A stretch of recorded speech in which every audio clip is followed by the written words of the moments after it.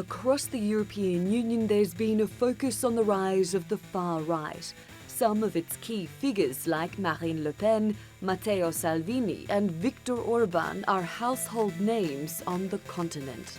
But as voters head to the polls, there's a question that has to be asked. What happened to the European left? The EU has 28 member states. Only 7 of them are led by socialist governments or have left-leaning leaders. After Finland's recent elections, that figure will grow to 8. The last European parliamentary elections were in 2014. Europe's refugee crisis happened in 2015. The far right used it to gain momentum, building support around anti-immigration platforms and promoting identity politics at a national level, as well as fomenting discontent with the EU and its migration policies. It's a movement the European centre-left has struggled to fight against, and there are concerns it will be replicated once again at the regional level. People who used to vote for my party and many parties here are now voting for nationalist parties, sometimes even extremist parties. That's our fault. Apparently, we did not convince them to stay with us.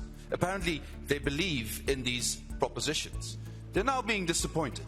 Look at what the divisiveness of Brexit has done to the United Kingdom. Today, the United Kingdom looks like Game of Thrones on steroids. The decline of the traditional European left has also opened up space for new parties, including the pan-European DiEM25 and their most famous candidate, the former Greek finance minister, Yanis Varoufakis.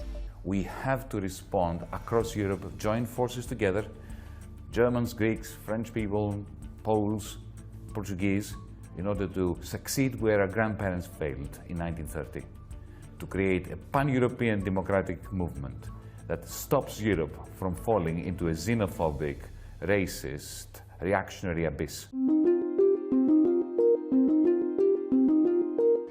Voter turnout in EU elections is historically lower than at national polls.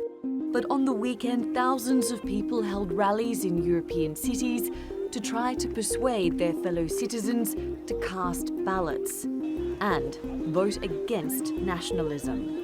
It's alarming how many right-wing parties are active, not only in Germany, but throughout Europe, and history must be learnt from. So it's our responsibility to go to the polls and stand against the right and demonstrate.